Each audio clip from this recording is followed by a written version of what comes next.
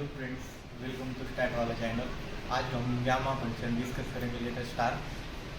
तो gamma function discuss करने से पहले हम गामा एन क्या होता है वो डिस्कस करेंगे। तो gamma N in terms of factorial हम एन माइनस वन लिखते हैं। और अब सपोज गामा थ्री की वैल्यू निकालनी है, तो गामा थ्री की वैल्यू कैसे निकलेंगे? एन इक्वल टू थ्री, तो three minus one factorial equal to two factorial. और टू फैक्टोरियल क्या होता है? टू। ऐसे हम गामा फाइव निकाल सकते हैं। गामा फाइव इक्वल टू क्या आएगा? N equal to five minus one equal to four factorial. और फोर फैक्टोरियल की वैल्यू कितनी होती है? 24। तो gamma N in terms of factorial N minus one लिख सकते हैं और लिखते हैं हम। अब हम डिस्कस करेंगे कि ये गामा फंक्शन के वो जो रिजल्ट है ना, 5 रिजल्ट है, वो कैसे यूज करते हैं इन रियल लाइफ एग्जाम्पल में, तो वो देखेंगे। तो let us discuss one example.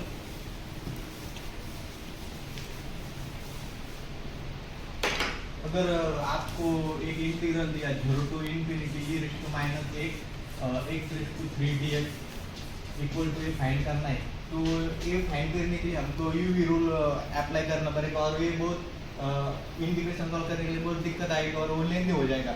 लेकिन इसका जो आंसर है वो हम फर्स्ट रिजल्ट से यूज करके निकाल सकते हैं। तो हम देखेंगे फर्स्ट रिजल्ट क्या बोलता है। Integration 0 to infinity e raise to minus x raise to n minus one dx equal to gamma n। तो इस रिजल्ट से हम ये एग्जांपल कंपेयर करेंगे। तो e raise to x 0 to infinity e raise to x raise to n minus one dx equal to gamma n। तो इधर e raise to x ऐसा ही रहेगा x रेज़ टू, और इधर ये रिजल्ट में n माइनस वन है। तो हम n माइनस वन को 3 से कंपेयर करेंगे, तो क्या आएगा? n minus one equal to 3, तो n इक्वल टू आया 4। तो हमारा ये फॉर्मूला क्या है कि integration 0 to infinity e raise to minus x raise to n minus one dx equal to gamma n। तो इसका आंसर क्या आएगा इस इंटीग्रल का? Integration 0 to infinity e raise to minus x cube dx equal to gamma n। But here n equal to 4, तो इसका answer आया gamma 4। But we know gamma 4 equal to 4 minus one, 4 minus one factorial equal to 3 factorial. But we know 3 factorial is equal to 6। तो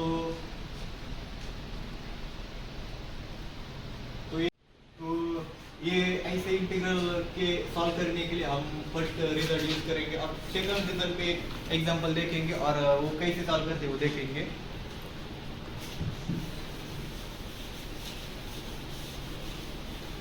example यही रहते हैं। हम सिर्फ इधर e raise to minus x है, तो e रेज़ टू x के जगह हम एक ही वैल्यू लेते हैं कुछ। तो इधर हम 2 लेंगे, sorry.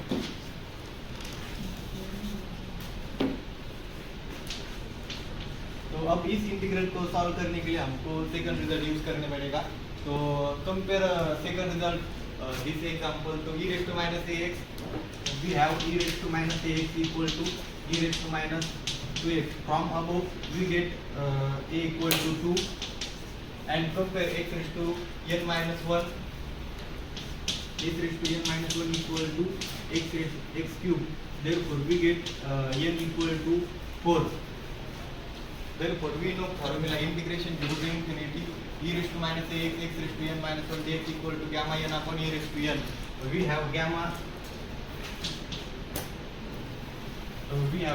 n, we have n 4 and a equal to 2. Therefore, 2 raised to 4. Therefore, this answer आएगा gamma 4 equal to we know 3 factorial और 2 raised to 4 equal to 16. Therefore integration 0 to infinity e raised to minus 2x x raised to cube dx equal to 6 upon 16. तो इसी तरह से हम ऐसे integral को solve करने के लिए सेकंड रिजल्ट यूज कर सकते हैं। अब हम देखेंगे थर्ड रिजल्ट। तो थर्ड रिजल्ट का एक एग्जांपल लेते हैं। तो थर्ड रिजल्ट में हम थोड़ा चेंज, थर्ड रिजल्ट के लिए हम इसी एग्जांपल में थोड़ा चेंजेस करते हैं। तो x की जगह हम x की जगह हम x स्क्वायर लेंगे।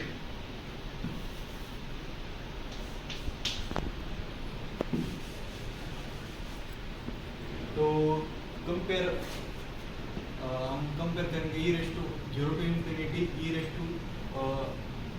To x square into x raised to n minus 1 dx equal to 1 by 2 gamma n by 2 e raised to n by 2. Compare this. E raised to minus x square equal to e raised to minus x square. Therefore, we get a equal to 1 and x raised to n minus 1 equal to x cube. Therefore, we get n equal to 4. By second result, we get answer 1 by 2 gamma n 4. Gamma 4 equal to 3 factorial, therefore 3 factorial upon, sorry, here n by 2 factorial, gamma n by 2, therefore gamma 4 by 2 equal to gamma 2 equal to 1, or a raised to, here a equal to 1, 1 raised to 2 equal to 1, therefore we get final answer 1 upon 1 is equal to 2. Therefore,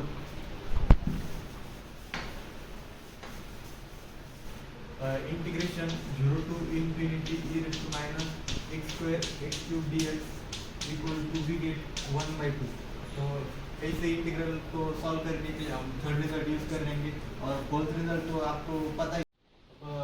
ये एक result बहुत important है, gamma 1 by 2 equal to root 5.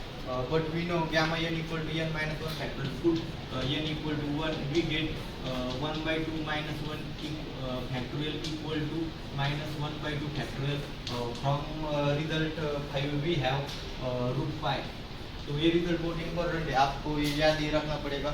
और इस result के use करके हम gamma 3 by 2 gamma 5 by 2 निकाल सकते हैं। हम gamma 3 by 2 देखते हैं कैसा आता है। अगर gamma 3 by 2 निकालना है तो we know gamma 3 by 2 minus 1 factorial equal to 1 by 2 factorial, but we can write 1 by 2 factorial,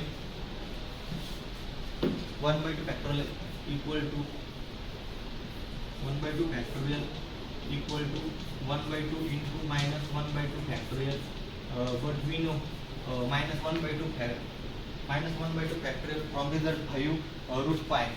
Therefore, we get gamma 3 by 2 or 1 by 2 factorial equal to root 5 by 2. So thank you guys. Please like and subscribe Tatwala channel. Thank you.